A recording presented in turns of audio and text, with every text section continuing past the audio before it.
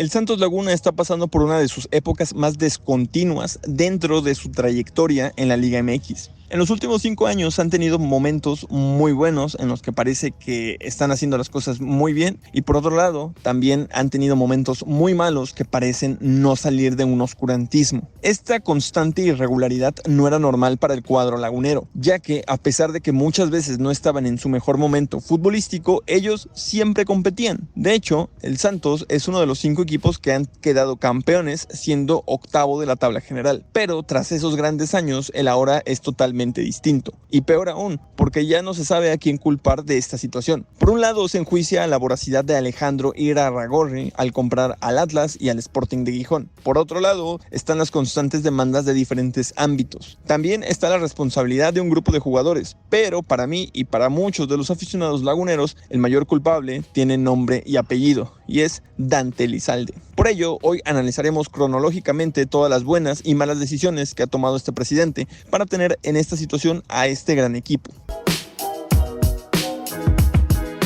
Esta historia de irregularidad futbolística tiene un prólogo y se suscitó el 20 de mayo del 2019, cuando se hizo oficial la compra del Atlas por parte de Orlegui Sports. Este consorcio empresarial asumiría el control total del Atlas en sus áreas futbolísticas, de logística, academias e instalaciones, pero la tarea de resucitar a dicho equipo no fue tan sencilla como se pensaba, debido a que en su torneo debut les fue bastante mal, por lo que hicieron una reestructuración. José Riestra, que era director deportivo de Orlegui y quien tomaba todas las decisiones a nivel fútbol en Santos, pasaría a ser el presidente del cuadro jalisciense, y Dante Elizalde, quien era el director general administrativo del Santos Laguna, pasaría a ser el presidente del club lagunero. Desde este momento ya todo se torció en la institución lagunera, porque si bien Dante Elizalde es lagunero, conoce el club y había estado trabajando para dicho club cerca de 14 años, nunca fue una persona de fútbol. Dante Elizalde siempre estuvo involucrado en los aspectos legales del club. Fue asesor jurídico, gerente legal,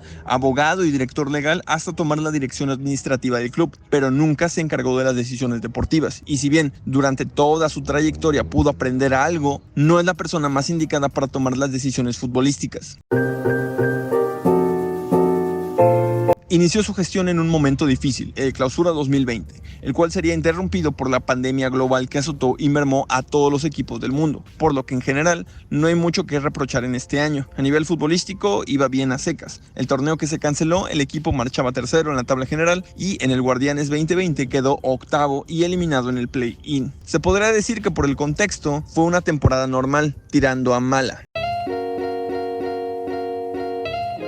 En el Clausura 2021 hubo una gestión con claroscuros. Primero se dio la salida de Julio Furch, quien fue mandado al Atlas con el pretexto de darle prioridad a la cantera, ya que por detrás del argentino venían el Mudo Aguirre y Santi Muñoz, ambos con la total confianza de Almada. Este movimiento no hubiese estado mal si no fuera porque fue un intercambio de jugadores. Se fue Furch, pero llegaron Ismael Gobea, José El Chato Ávila e Ignacio Geraldino, delantero chileno que tuvo una estancia muy controversial en la Laguna. También llegaron Juan Ferney Otero como un préstamo con opción a compra, que esta sería una práctica recurrente en la época Elizalde, y también llegaría libre Andrés Ibargüen. A nivel futbolístico hubo buenos resultados. Llegaron a la final del Clausura 2021 y a cuartos de final de la Apertura 2021, con un buen nivel de juego. Se desarrolló a jóvenes como Carlos Acevedo, Omar Campos, Alan Cervantes y Eduardo Aguirre, y los fichajes repuntaron bastante. Dígase Otero, Valdés, Torres y Ayrton. En términos generales, el 2021 pudo ser un muy buen año, si no fuese por el que creo es el mayor error de Dante Elizalde, y es la salida de Guillermo Almada. Almada era literalmente la base del proyecto de Santos, un proyecto que consistía en darle prioridad a los canteranos y reducir lo más que se pudiese el gasto general en fichajes, pero tras la eliminación frente a Tigres se le hizo muy fácil despedirlo.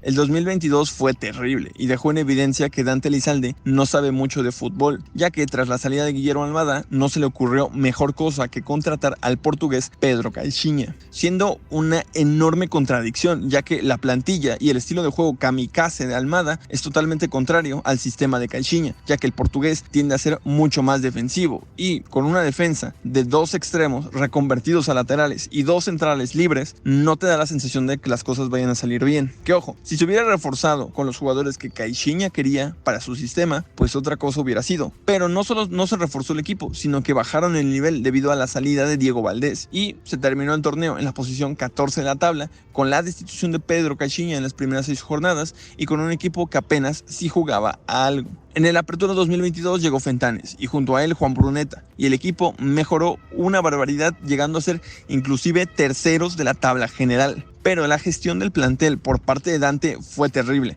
Los fichajes llegaron tarde, lesionados y sin ritmo, por lo que fue un milagro que estos resultados se hayan dado, y se podrá decir que fue solo un torneo donde no se atacó el problema de raíz, solo se maquilló un poco.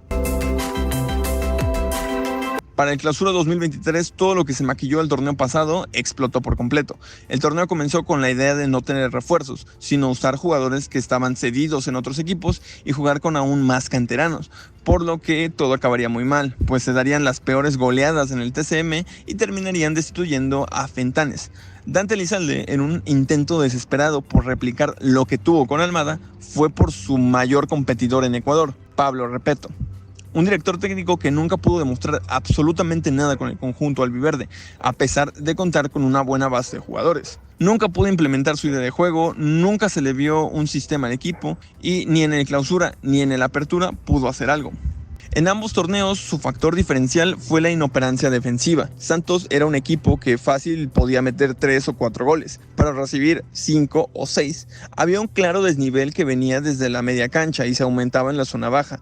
Aparte, tuvo el hándicap de la lesión por cerca de 7 meses de Carlos Acevedo y al final del año se dio la salida de Juan Bruneta, el mejor jugador de la liga. De los 4 años con Dante Elizalde al frente del equipo, el 2023 sin duda fue su peor año, siendo el equipo más goleado de la liga, haciendo el ridículo en el Leagues Cup, sin refuerzos de nivel y vendiendo a todo el jugador que se pudiese. Para los cortos 3 meses que llevamos del Clausura 2024, lleva una buena por otra mala. La buena es que al fin se pudo planear de buena manera un torneo con refuerzos necesarios para una posición, futbolistas con gran proyección y regresos interesantes. La parte mala es que dejó a Pablo Repeto, quien comenzó de peor forma que sus anteriores torneos, pero Dante supo acertar con Ignacio Ambriz, quien parece haber caído con el pie derecho en la comarca y estar levantando poco a poco al equipo. Me encantaría saber tu opinión sobre este tema. Gracias por ver el video, suscríbete si te gustó y compártelo con tus amigos santistas. Nos vemos en el próximo video. Adiós.